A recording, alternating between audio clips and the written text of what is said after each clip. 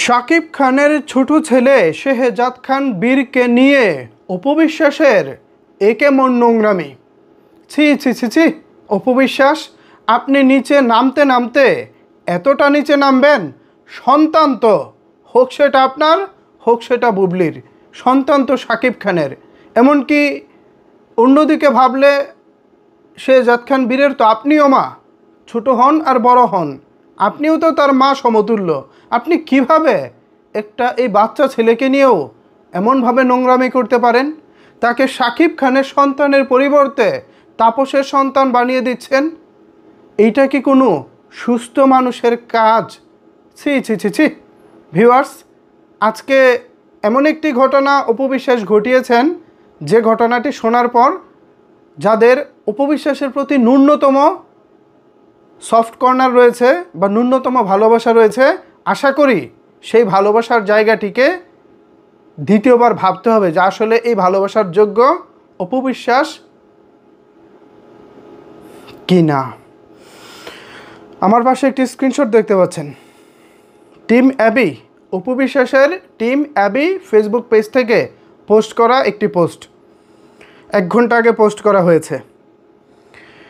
এই স্ক্রিনশটের একটি news card দেখেন, লেখা হচ্ছে আরটিভি নিউজ কার্ড, যদিও এটা আরটিভি নিউজ কার্ড না। এখানে নিউজ কার্ডের শিরোনামে বলা হচ্ছে, খেয়াল করবেন, আমি যতটুকু জানি শেহজাদ তাপস বুবলির সন্তান। খেয়াল করবেন, আমি যতটুকু জানি শেহজাদ তাপস বুবলির সন্তান। প্ল্যান করে সাকিবের ঘাড়ে চাপানো হয়েছে বাণীতে ফারজানা মুন্নি। মানে এখানে বোঝানো হচ্ছে, মুন্নি বলতেছে মুন্নি যতটুকু জানে শেহজাদ তাপস বুবলির সন্তান, প্ল্যান করে সাকিবের ঘাড়ে ফাঁসানো হয়েছে। ঠিক এমন একটা টাইটেল এই খবরের শিরোনামে দিয়েছে এবং এখানে বোঝানো হচ্ছে খবরটি ছাপিয়েছে আরটিভি থেকে।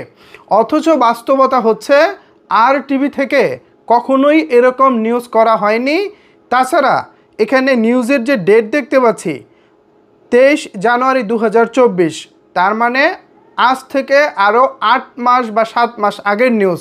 7 মাস আগে কি আরটিভির মধ্যে এমন কোনো নিউজ দেখেছেন যেখানে মুন্নি বলতেছে আমি যতটুকু জানি শেহজাদ তাপস বুবলির সন্তান, প্ল্যান করে সাকিবের ঘাড়ে চাপানো হয়েছে?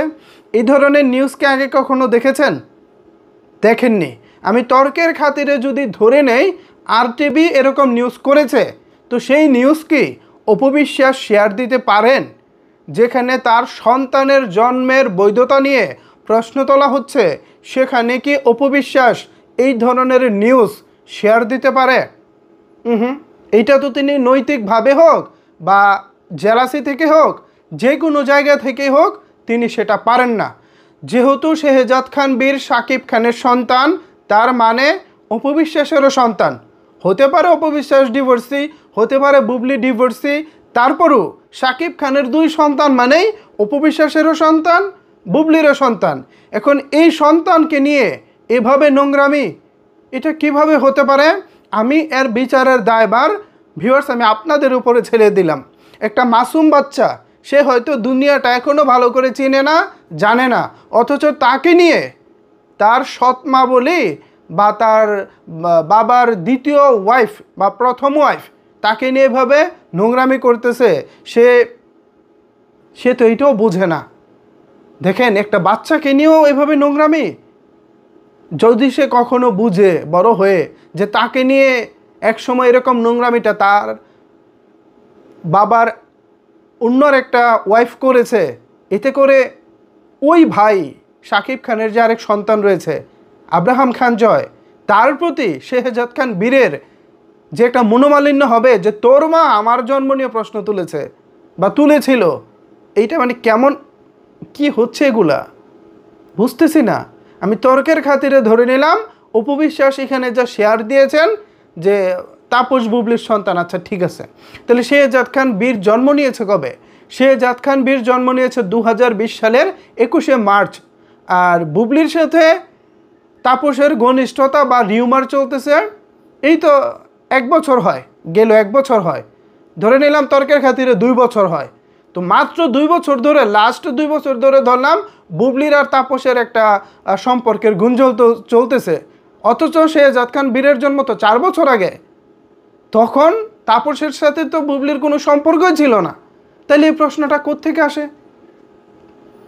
কোত্থেকে আসে এই প্রশ্নটা?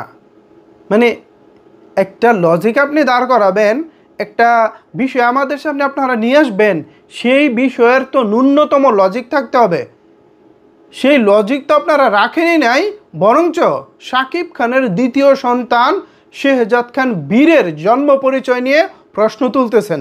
এমনকি এও বলতেছেন এই সন্তান শাকিব খানের না, এই সন্তান হচ্ছে তাপস এবং বুবলির। প্ল্যানিং করে এটা শাকিব খানের ঘাড়ে চাপানো হয়েছে।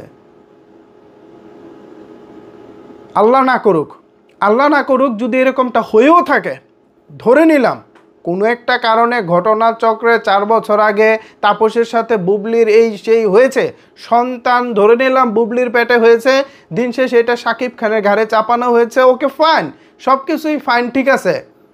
শাকিব খান তো সন্তানটাকে স্বীকৃতি দিয়েছে নাকি? তো শাকিব খান যদি একটি সন্তানের উপরে মানবিক হয়ে তাকে সে পিতার বা পিতৃ পরিচয় দিতে পারে, তাহলে উপবিশ্বাসের প্রবলেমটা কোথায়?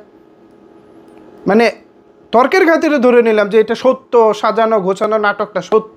তো শাকিব খান যে সন্তানের স্বীকৃতি দিয়েছে, সেই সন্তানের বৈধতা নিয়ে এখন উপবিশ্বাস চ্যালেঞ্জ করে। স্বয়ং শাকিব খানের উপর এখন আমার খুব রাগ হচ্ছে। কি পরিমাণে একটা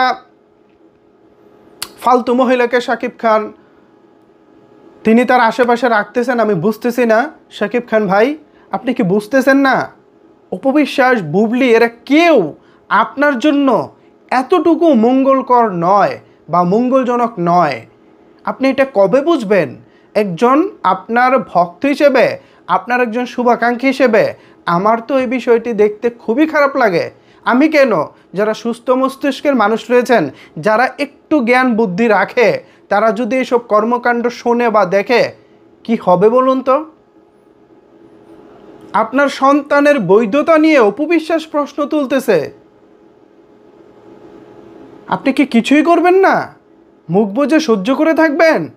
তাইলে সন্তানের পিতৃ পরিচয়টা কোথায় যায়? তার সন্তানের যে তার যে দুনিয়াতে যে পিতৃ পরিচয়, যে পরিচয়টা নিয়ে আজকে প্রশ্ন তুলেছেন আপনার সাবেক ওয়াইফ বা বর্তমান ওয়াইফ, জানি না তার সাথে আপনার কি সম্পর্ক রয়েছে, জনসম্মুখে এইসব প্রশ্ন, মানে কোথায় যাচ্ছে আপনার মান-ইজ্জত? সাথে একটা মাসুম বাচ্চা, তার কি দোষ? সে কি দোষটা করেছে? তাকে নিয়ে অপবিশ্বাসের এই নোংরামি কেন? আজকে তাপস বুবলির একটা সম্পর্ক গেল হয়তো 1-1.5 বছরে হয়েছে, তো বীরের বয়স তো হচ্ছে 4 বছর, তো 1.5 বছরে যদি একটা সন্তান হয়, এই 1.5 বছরের ধরলাম সম্পর্কে, তাহলে 4 বছর হয় কেমনে বীরের? আমার ভিয়াস মাথায় ধরতেছে না। আমি এর এই বিষয়ে কি বলবো ভেবেও পাচ্ছি না। আমি এর সম্পূর্ণ দায়ভার, সম্পূর্ণ বিচার বিশ্লেষণ আমি আপনাদের উপরে ছেড়ে দিলাম। এ বিষয়ে যদি আপনাদের কোনো কিছু বলার থাকে তাহলে অবশ্যই সেটি নিচের কমেন্ট বক্সে জানাতে পারেন। ধন্যবাদ সবাইকে সম্পূর্ণ ভিডিওটি দেখার জন্য।